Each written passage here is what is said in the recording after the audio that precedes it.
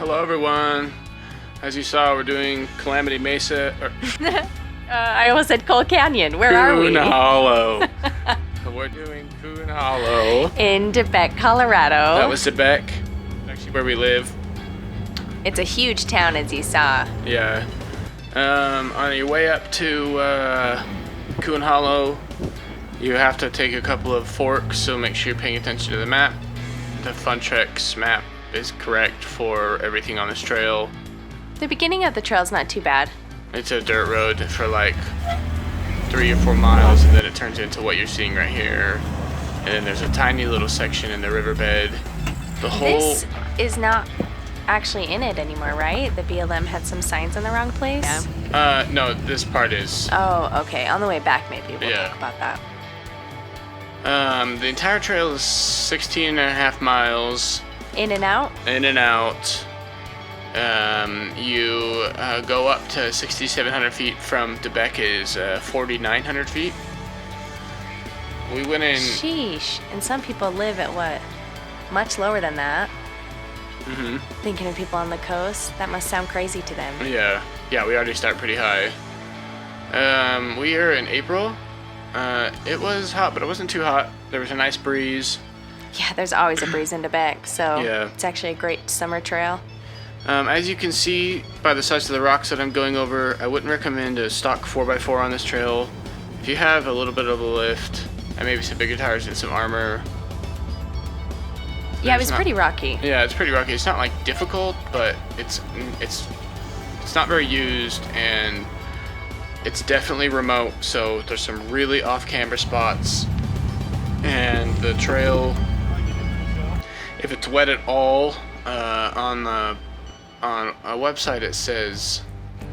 I wouldn't want to do this wet. Is that where you're getting at? Yeah, there's some bentonite clay, which is slippery when wet. It's slippery when it's dry too. You see sometimes our front tires are pushing. Yeah, and because it's not used very often, there are no bypasses. Yeah, I mean, no. This is a one-way trail. So well, not one way, but only one way to go. Really off-camber spots. Some people warned of like. Like and subscribe. Like brush scraping against the side, but we didn't have too much of that if I remember correctly. I mean, maybe a couple times. No, not really. I did a little bit of trail maintenance in one spot, but besides that, it wasn't that overgrown. I mean, Coal Canyon is usually way more overgrown. Yeah, that's used way more, but I guess it gets way more water of it. Yeah, you're right. Yeah, this is more in the desert.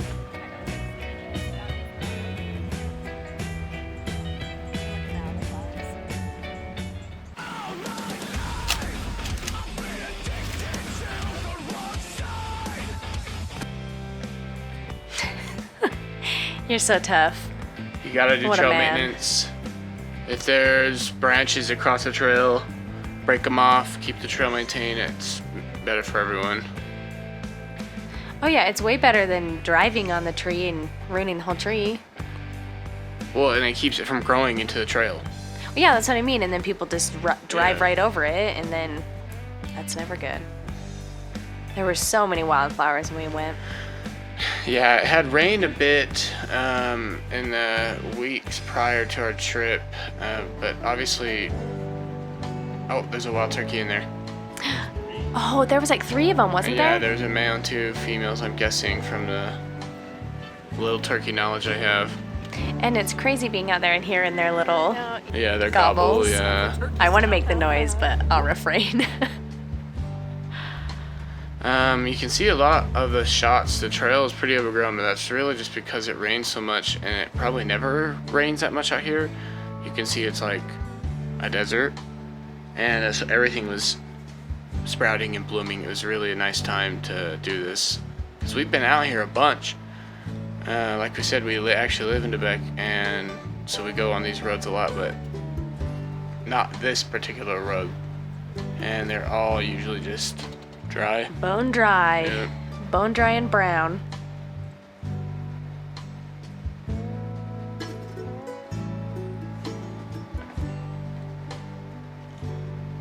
And this is the overlook that you end up at, where you turn around and head back out. Yeah, we ate lunch here. There was a great breeze. Yeah, even in the sun.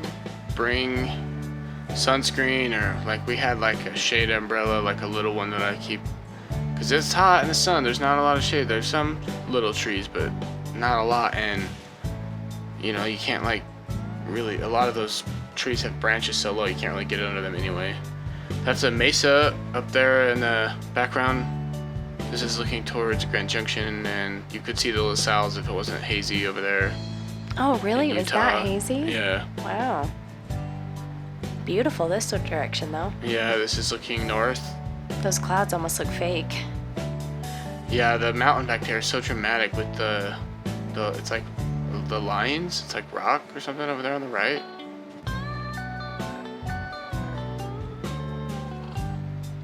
It's a really unique lookout. It feels so huge being up there. And it's hard to describe, because if you've been to like Top of the World or Hell's Revenge and Moab, places like that, those are really tall and have huge deep canyons that you're looking in. And this isn't quite that, but it feels like... It's the expanse. Yeah. You can just see forever. All right, after lunch, we head back. It's just in and out. That's looking towards De Beque. There's not a lot.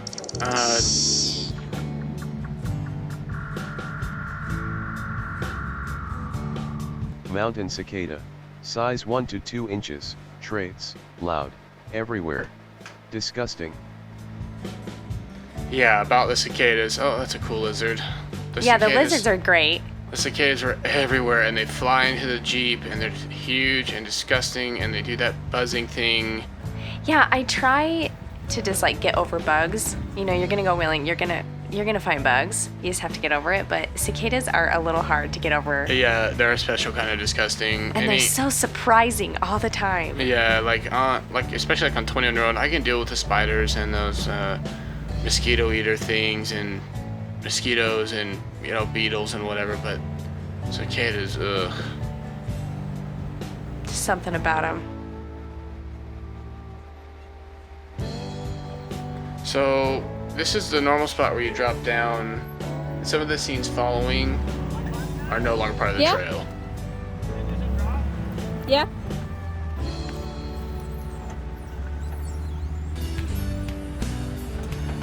Oh. No, now it's your belly pan scraping up it. Oh. Back up and go drive her a tiny bit.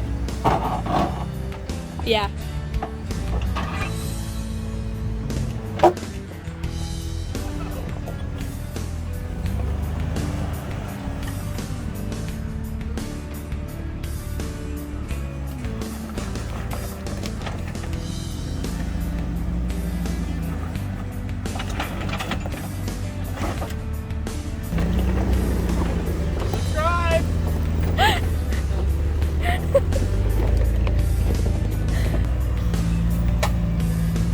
So this obstacle is pretty much optional. You can go to where his front tires are. You're only in the riverbed for, I don't know, quarter mile. Yeah, and right now your rear was going up on the back at the same time. Yeah, so I was like... X'd out totally. That's cool. Your passenger drooped as low as I've ever seen it.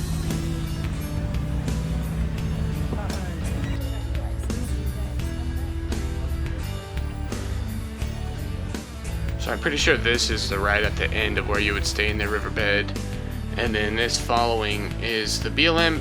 We think during the fire, there's a huge fire called the Pine Gulch Fire. It was Last year in 2020 Yeah. or in 2020. It was like one of the biggest, the second Yeah, biggest, if not biggest fire I in think the Colorado. second biggest. I don't As you're think it on it surpassed, straight but out. I'll be honest, I do not Really remember.